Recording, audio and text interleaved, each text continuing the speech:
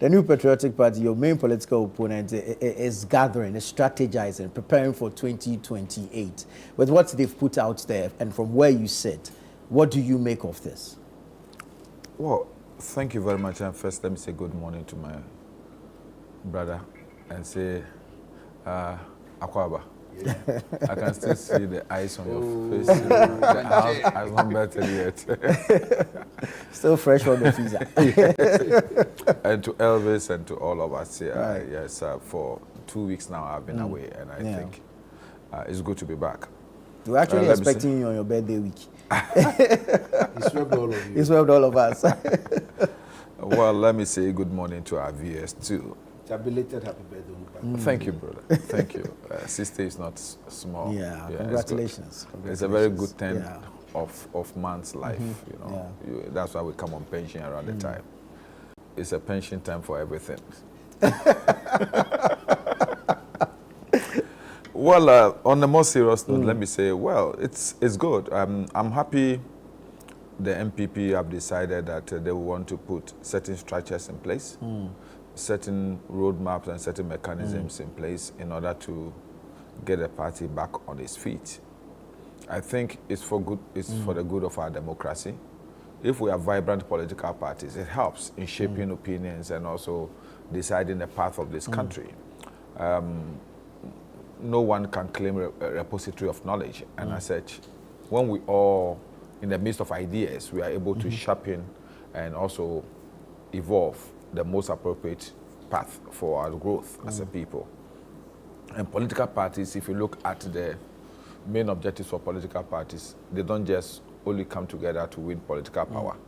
They help shape opinions. They also act as channels for education and information. So it is good for us to encourage vibrant political parties within the system.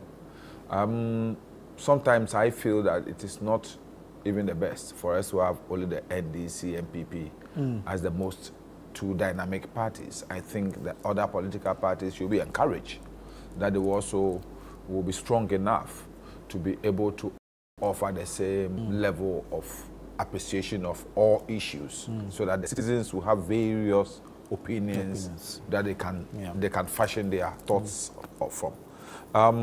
Some of these other political parties also have quite good people, you know, knowledgeable people who, because of the performance of their party or the status of their party now, it doesn't make them get that voice and that opportunity, that platform to be able to air their views as much as they would have wished for.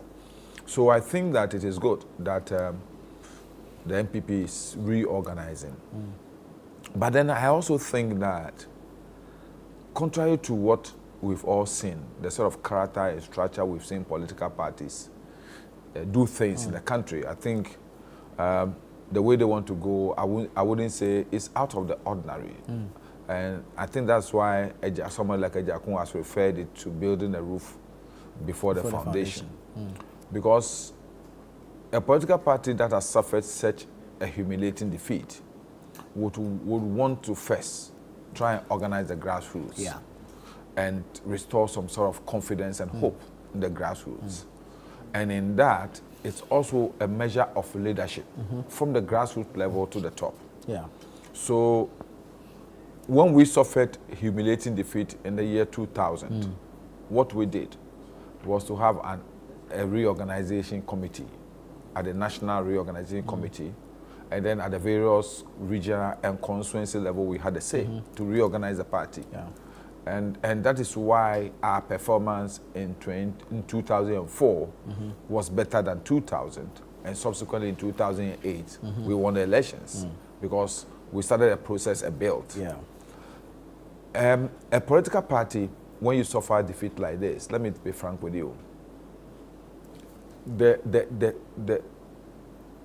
basic level is where you try to do things right. So when you reform at the basic level, it restores confidence. And then that confidence builds up to the national level.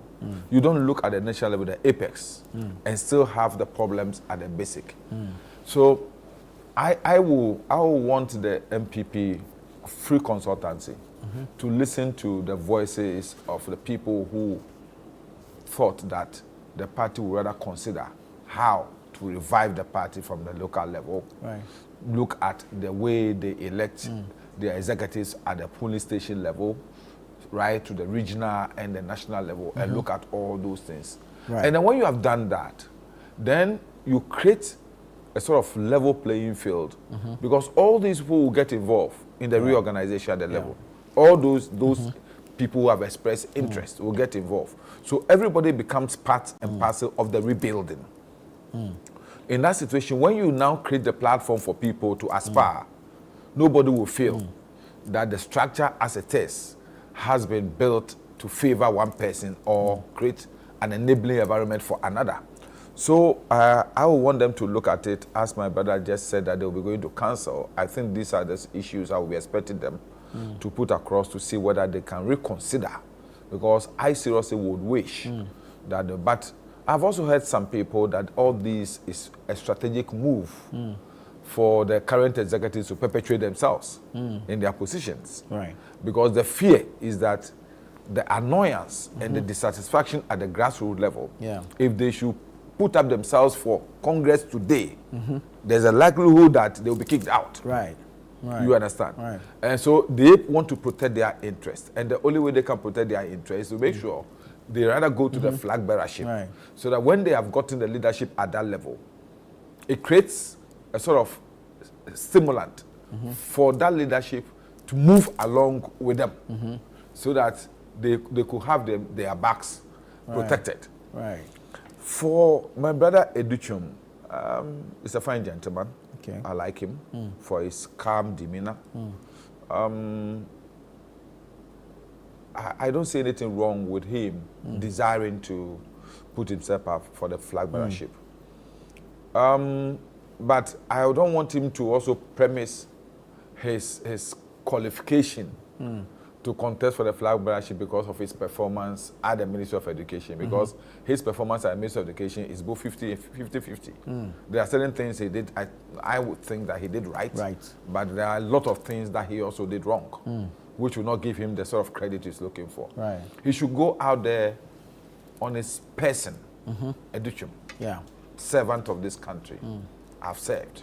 I may not have achieved a perfect score, but I've served in humility, in respect. You know? So then people will look at you from that level, but not about your performance. Because then if people have any issue about the performance of your government or your tenure as a minister of education, they will use that to discredit you. But when you come forward as you, Educhum, who you are, and the feel is that, look, I think I would perform better if you elect me as a flag bearer. People will judge you by that. He comes up at the fourth person I've heard who wanting to contest. You know, I thought that Ejakun will put himself up now, but I've heard that he wants to be the national chairman. Oh, okay. And that is good. It's good. It's quite a very level senior old boy. I respect him for that. So Educhum, my brother Seth's best friend, Brian Champong, is also up there. Close to 50% of our members of parliament now, and some of them who have left parliament, I know, are on the field campaigning seriously for him, for Brian Champong. I've also heard that Kenneth Japong, or I know that Kenneth Japong is also on the road already. He is also on the road already campaigning. And of course, the former flag bearer, Dr. Mahmoud Bawumia. The four of them, I wish them well, but I would say already the campaign has been a bit feisty and also frosty, and I think that they must tone down. They must tone down so that we have a much more disciplined campaign. I want to see if between the two of them is going this way. I want to see when Brian Champong formally throws himself into the ring, what it will look like. Educhum will bring some calmness to the whole game. And for me, I want them to have, any one of them will be beaten by the NDC in 2028 with the same effort we put up in 2024. Any one of them will be beaten. You think so? Any one of them will be beaten easily.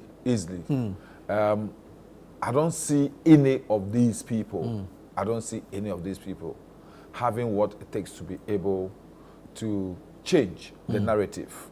JM is not coming back. It doesn't matter.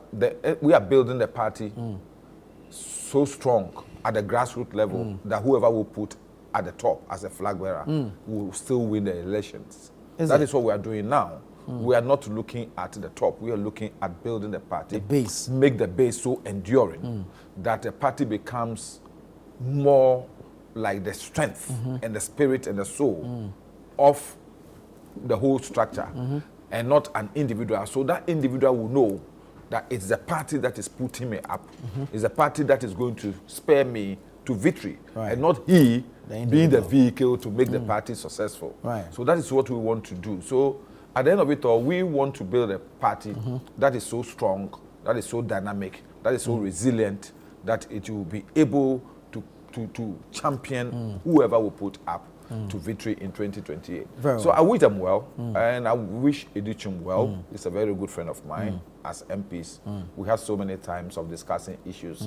Me and him, when we meet to discuss issues, very civil, respect for each other. I wish him well, but I think that his demeanor is still going to give him some advantage over the three people who have already thrown themselves into the race.